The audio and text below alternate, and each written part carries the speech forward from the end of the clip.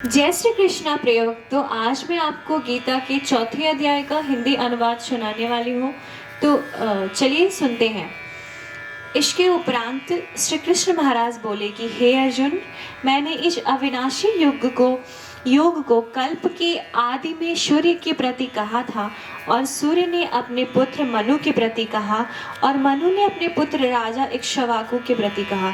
इस प्रकार परंपरा से प्राप्त हुए इस योग को राजर्षियों ने जाना, परंतु हे अर्जुन, वह योग बहुत काल से इस पृथ्वी लोक में लोप हो गया था। वही यह पुरातन योग अब मैंने तेरे लिए वर्णन किया है, क्योंकि तू मेरा भक्त और प्रिय सखा है, इसलिए। तथा यह योग बहुत उत्तम और रहस्य अर्थात अति मर्म का विषय है। इस प्रकार भगवान श्री कृष्णचंद्र महाराज के वचन सुनकर अर्जुन ने पूछा कि हे भगवान, आपका जन्म तो आधुनिक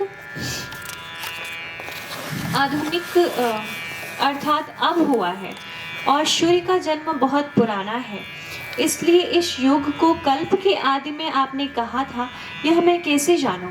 इस पर श्री कृष्ण महाराज बोले, हे अर्जुन, मेरे और तेरे बहुत से जन्म हो चुके हैं, परंतु ये परम तप उन सब को तू नहीं जानता है, और मैं जानता हूँ। मेरा जन्म प्राकृत मनुष्यों के सदृश नहीं है।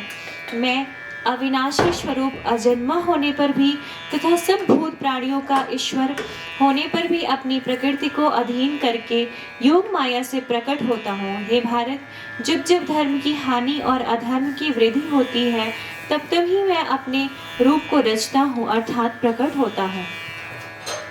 क्योंकि साधु पुरुषों का उद्धार करने के लिए और दूषित कर्म करने वालों का नाश करने के लिए तथा धर्म स्थापन करने के लिए युग युग में प्रकट होता हूँ। इसलिए हे अर्जुन, मेरा वह जन्म और कर्म दिव्य अर्थात अलौकिक है। इस प्रकार जो पुरुष तत्व से जानता है, वह शरीर को त्याग कर फिर जन्म को नहीं प्राप्त होता है, फिर मुझे ही प्राप्त होता है, किंतु मुझे ही प्राप्त होता है। हे अर्जुन, पहले भी राग, भय और क्रोध से रहित अनन्य भाव से मेरे में स्थिति वाले मेरे शरण हुए बहुत से पुरुष ज्ञान रूप तप से पवित्र हुए मेरे स्वरूप को प्राप्त हो चुके हैं। क्योंकि हे अर्जुन, जो मेरे को जैसे भजते हैं, मैं भी उनको वैसे ही भजता हूँ। इस रहस्य को जानकर ही बुद्धिमान मनुष्यगण सब प्रकार से मेरे मार्ग के अनुसार वर्तते हैं। जो मेरे को तत्व से नहीं जानते हैं, वे पुरुष इस मनुष्य लोक में कर्मों के फल को चाहते हुए देवताओं को पूजते हैं, और उनके कर्मों से उत्पन्न हुई सिद्धि भी शीघ्र ही होती है, परंतु उनको मेरी प्राप्ति नहीं होती। इसलिए तू मेरे को ही सब प्रकार से भज। हे अर्जुन, गुण और कर्मों के विभाग से ब्राह्मण, क्षत्रिय, वैश्य और शूद्र मेरे द्वारा रचे गए हैं। उनके कर्ता को भी मुझ अविनाशी परमेश्वर को तो अकर्ता ही जान। क्योंकि कर्मों के फल में मेरी स्पृहा नहीं है, इसलिए मेरे को कर्म लिपायमान नहीं करते। इस प्रकार जो मेरे को तत्व से जानता है, वह भी कर्मों से नहीं बंधता, तथा पहले होने वाले मुमुक्षु पुरुषों द्वारा भी इस प्रकार जानकर ही कर्म किया गया है। इससे तू भी पूर्वजों द्वारा सदा से किए हुए कर्म को ही कर। परंतु कर्म क्या है और अकर्म क्या है, ऐसे इस विषय में बुद्धिमान पुरुष भी मोहित है। इसलिए मैं वह कर्म अर्थात कर्मों का तत्व तेरे लिए अच्छी प्रकार कहूँगा, जिसको जानकर तू अशुभ अर्थात संसार बंधन से छूट जाएगा। कर्म का स्वरूप भी जानना चाहिए और अकर्म का स्वरूप भी जानना चाहिए, तथा निषिद्ध कर्मों का स्वरूप भी जानना चाहिए, क्योंकि कर्म की गति गहन है।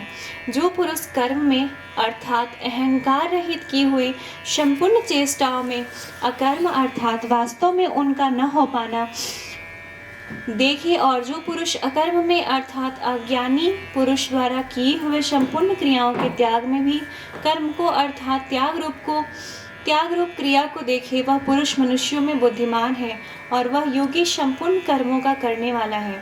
हे अर्जुन, जिसके संपूर्ण कार्य कामना और संकल्प से रहित है, ऐसे उस ज्ञान रूप अग्नि द्वारा भस्म हुए कर्मों वाले पुरुष को ज्ञानी जन भी पंडित कहते हैं। जो पुरुष सांसारिक आश्रय से रहित सदा परमानंद परमात्मा में तृप्त है, वह कर्मों के फल और संग अर्थात कर्तृत्व अभिमान को त्याग कर कर्म में अच्छी प्रकार बढ़ता हुआ भी कुछ भी नहीं करता है। जीत लिया है अंतःकरण और शरीर जिसने, तथा त्याग दी है संपूर्ण भोगों की सामग्री जिसने, ऐसा आशा रहित पुरुष केवल शरीर संबंधी कर्म को करता हुआ भी पाप को नहीं प्राप्त होता है।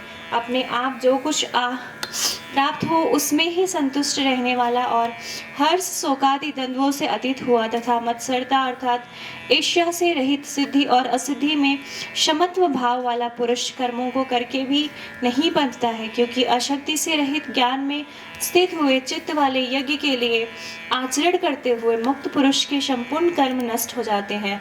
उन यज्ञ के लिए आचरण करने वाले पुरुषों में कोई तो इस भाव से यज्ञ करते हैं कि अर्पण अर्थात स्त्रोवादिक भी ब्रह्मा है और हवि अर्थात हवन करने योग्य द्रव्य भी ब्रह्मा है, और ब्रह्मारूप अग्नि में ब्रह्मारूप कर्ता के द्वारा जो हवन किया गया है वह भी ब्रह्मा ही है। इसलिए ब्रह्मारूप कर्म में समाधिस्थ हुए उस पुरुष द्वारा जो प्राप्त होने योग्य है वह भी ब्रह्मा ही है। और दूसरे योगीजन देवताओं के पूजन रूप यज्ञ को ही अच्छी प्रकार उपासते हैं अर्थात करते हैं, और दूसरे ज्ञानीजन परम ब्रह्मा परमात्मा रूप अग्नि में यज्ञ के द्वारा ही यज्ञ को हवन करते हैं। अन्य योगीजन श्रोत्रादिक इस इंद्रियों का सब इंद्रियों को संयम अर्थात स्वाधीनता रूप अग्नि में हवन करते हैं, अर्थात इंद्रियों को विषयों से रोककर अपने वश में कर लेते हैं।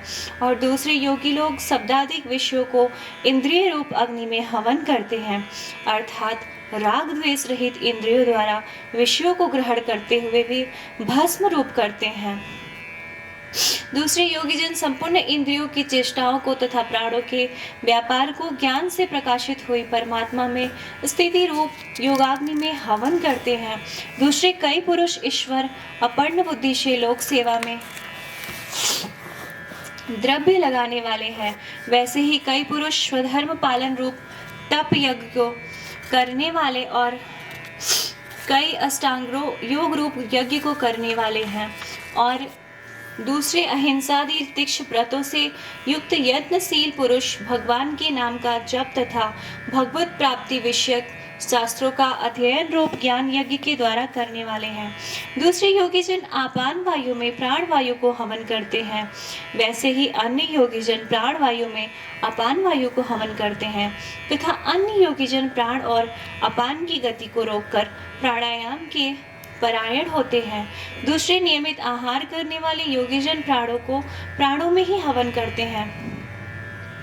इस प्रकार यज्ञ द्वारा नाश हो गया है पाप जिनका ऐसे यह सभी पुरुष यज्ञों को जानने वाले हैं। कुरुश्रेष्ठ अर्जुन, यज्ञों के परिणाम स्वरूप ज्ञानामृत को भोगने वाले योगीजन सनातन परम ब्रह्म परमात्मा को प्राप्त होते हैं, और यज्ञ रहित पुरुषों को यह मनुष्य लोग भी सुखदायक नहीं है, फिर परलोक कैसे सुखदायक होगा। ऐसे बहुत प्रकार के यज्ञ वेद की वाणी में विस्तार किए हैं, उन सबको शरीर मन और इंद्रियों की क्रिया द्वारा ही उत्पन्न होने वाले जान इस प्रकार तत्व से जानकर निष्काम कर्म योग द्वारा संसार बंधन से मुक्त हो जाएगा। हे अर्जुन, सांसारिक वस्तुओं से शुद्ध होने वाले यज्ञ से ज्ञान रूप यज्ञ सब प्रकार श्रेष्ठ है, क्योंकि हे पार्थ, संपूर्ण यावन मात्र कर्म ज्ञान में शेष होते हैं, अर्थात ज्ञान उनकी पराकाष्ठा है। इसलिए तत्व को जानने वाले ज्ञानी पुरुषों से भली प्रकार दंडवत प्रणाम तथा सेवा और निष्कपट भाव से किए हुए प्रश्न द्वारा उस ज्ञान को जान। वे मर्म को जानने वाले ज्ञानीजन तुझे उस ज्ञान का उपदेश करेंगे कि जिसको जानकर तू फिर इस प्रकार मोह को प्राप्त नहीं होगा। और हे अर्जुन, जिस ज्ञान के द्वारा सर्वव्यापी अनंत चेतन रूप हुआ अपने अंतर्गत समष्टि बुद्धि के आधार संपूर्ण भूतों को देखेगा, और उसके उपरांत मेरे में अर्थात सच्चिदानंद स्वरूप में एक ही भाव हुआ सच्चिदानंद में ही देखेगा। यदि तू सब पापियों से भी अधिक पाप करने वाला है तो भी ज्ञान रूप नौका द्वारा निसंदेह संपूर्ण पापों को अच्छी प्रकार तर जाएगा। हे अर्जुन, जैसे प्रज्वलित अग्नि ईंधन को भस्म में कर देता है, वैसे ही ज्ञान रूप अग्नि संपूर्ण कर्मों को भस्म में कर देता है। इसलिए इस संसार में ज्ञान के समान पवित्र करने वाला निसंदेह कुछ भी नहीं है। उस ज्ञान को कितने काल से अपने आप समत्व बुद्धि रूप योग द्वारा अच्छी प्रकार शुद्धांतःकरण हुआ पुरुष आत्मा में अनुभव करता है। हे अर्जुन, जितेंद्रिय तत्पर हुआ श्रद्धावान पुरुष ज्ञान को प्राप्त होता है। ज्ञान को प्राप्त होकर तत्क्षण भगवत प्राप्ति रूप परम शांति को प्राप्त हो जाता है। हे अर्जुन, भगवत विषय को न जानने वाला तथा श्रद्धा रहित और संशय युक्त पुरुष परमार्थ से भ्रष्ट हो जाता है। उसमें भी संशय युक्त पुरुष के लिए न तो सुख है, न यह लोक है, न परलोक है, अर्थात यह लोक और परलोक दोनों ही उसके लिए भ्रष्ट हो जाते हैं। हे धनंजय, समत्व बुद्धि रूप योग द्वारा भगवत अर्पण कर दिए हैं। संपूर्ण कर्म जिसने और ज्ञान द्वारा नष्ट हो गए हैं, सब संशय जिसके ऐसे परमात्मा परायण पुरुष को कर्म नहीं बांधते हैं।